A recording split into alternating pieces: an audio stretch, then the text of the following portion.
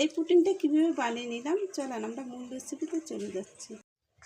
সেমাই pudding, আর কি সেমাই পুডিংটা আপনার সুন্দর মতন হবে, আর সেমাইটা এটা বোঝা যাবে না কীভাবে পুডিংটা বানিয়ে নিয়েছি।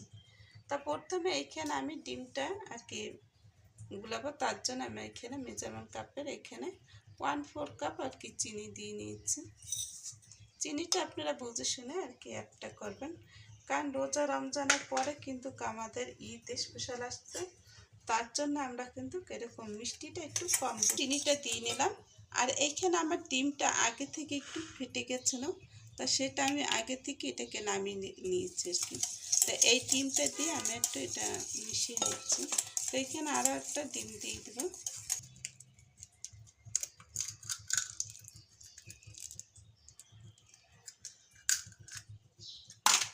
তা এইখানে ডিম যে দিয়ে দিলাম, তা এই ডিমটার সাথে এই ডিমটা মিলিয়ে গেল।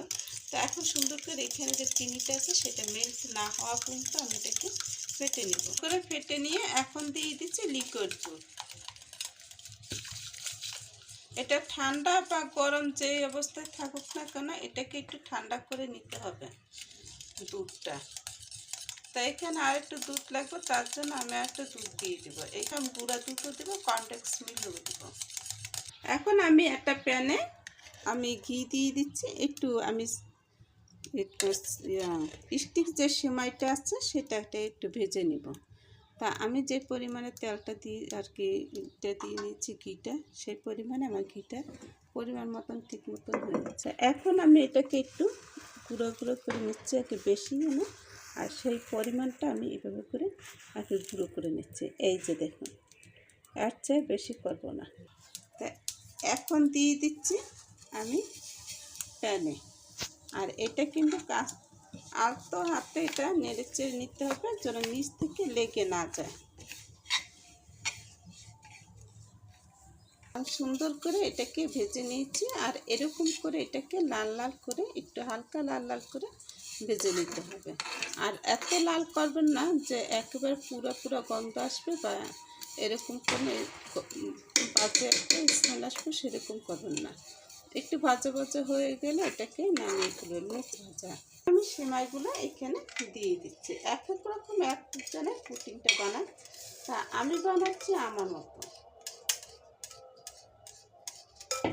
তারপরে খুবই সুন্দর একটা ঘির ফ্লেভার আসছে। আর এখন দিয়ে দিব আমি কনডেন্স মিল্ক। এখানে আমি কনডেন্স মিল্কটা দিয়ে দিচ্ছি। এটা হলো সাদা ব্লেন্ডারে আর কি কনডেন্স মিল্কটা।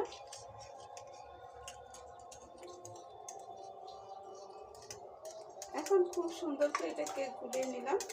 এখন দিয়ে দেব গুঁড়া দুধ। এখানে আমি একটু বেশি করে একটু গুঁড়া দুধটা দিয়ে দিচ্ছি, একটু ভালো হবে তখন। তা আমি দুধ একটু ভরা আর কি 3 চামচ আর একটু বেশি দিলাম। এলাচে একটু গুঁড়া। এখানে আপনি কিন্তু কাস্টার্ড পাউডারও আপনি দিতে পারেন। এখানে কাস্টার্ড পাউডার দিয়ে আপনি করতে পারেন, সেটাও ভালো রেজাল্ট আসে। এখন আমি এলাচের গুঁড়াটা দিয়ে দিলাম। যেহেতু আমি সেমাই দিয়ে বানাচ্ছি, তার জন্য আমি এখানে কাস্টার্ড পাউডারটা দিলাম না। এখন খুব সুন্দর করে এটাকে মিশিয়ে নিলাম। এখন এক সাইডে এটাকে রেখে দিয়ে আমি এখান থেকে ক্যারামেলের জন্য যে বাটিতে আমি ক্যারামেলটা তৈরি করব, সেই বাটিটা এখানে চিনি নিয়ে তারপর এটাকে বসাবো। তো এখানে আমি চিনিটা দিয়ে দিচ্ছি। চিনিটা যতটুকু আমি দিয়ে দেবো, তা এই পরিমাণে আমার ক্যারামেলটা সুন্দর মতন হয়ে যাবে। সেট করলে ক্যারামেলটা হতে আর সময় লাগে। একটু পানি দিয়ে দিলাম যেন নিচ থেকে না লেগে যায়। আমার ক্যারামেলটা কিন্তু হয়ে গেছে। এখন চুলাটা অফ করে দিচ্ছি। বেশি করলে কিন্তু এটা গন্ধ আর কি তিতো একটা ভাপ আসবে। তা এইভাবে আমি এটাকে রেখে দেবো সেট করার জন্য। আর সুন্দর এটা সেট হয়ে গেলে আমি এটার মধ্যে পুডিংটা আমি ঢেলে দেবো। তা ক্যারামেলটা হয়ে গেছে, এখন আমি এটার মধ্যে আমি ঢেলে দেব।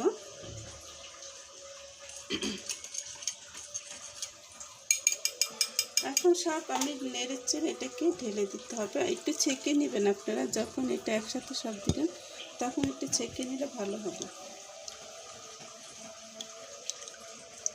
তো এখন আমি সব সুন্দর করে এটাকে দিয়ে দিচ্ছি।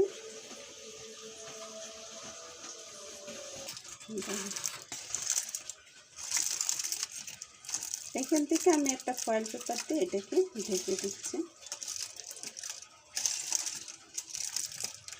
এই মাপে নিয়ে নিলাম আর কি, ফয়েল পেপারটা বেশি বড়ও না বেশি ছোটও না, আর কি বাটির মাপে যেটুকু থাকবে সেগুলো একটু মুড়িয়ে দিলেই হবে। এটাকে আমি পানির ভিতরে আমি দিয়ে দেবো, কী করে নিতে পারেন যে ভাপেও দিতে পারেন। তো আমি এখন সুন্দর মতন পানিতে এখানে দিলাম।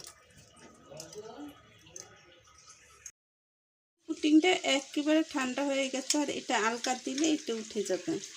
আর এত সুন্দর হয়েছে ডিমের পুডিংটা, এটা আরেকবারও বানিয়ে নিয়েছিলাম, খুবই সুন্দর হয়েছে। এটা কিন্তু আপনারা স্পেশাল ঈদে রাখতে পারেন, যেহেতু এটা হলো আপনার পুডিং সেমাই, এটা সবটার মধ্যে এটা চলে। তাহলে আমি এটাকে, এটা ঠান্ডা হয়ে গেছে তো আমি এটাকে ঢেলে নিচ্ছি। তাই পুডিংটা বানিয়ে নিলাম, আর আজকের মতন এখন বিদায় নিচ্ছি বন্ধুরা। আল্লাহ হাফেজ।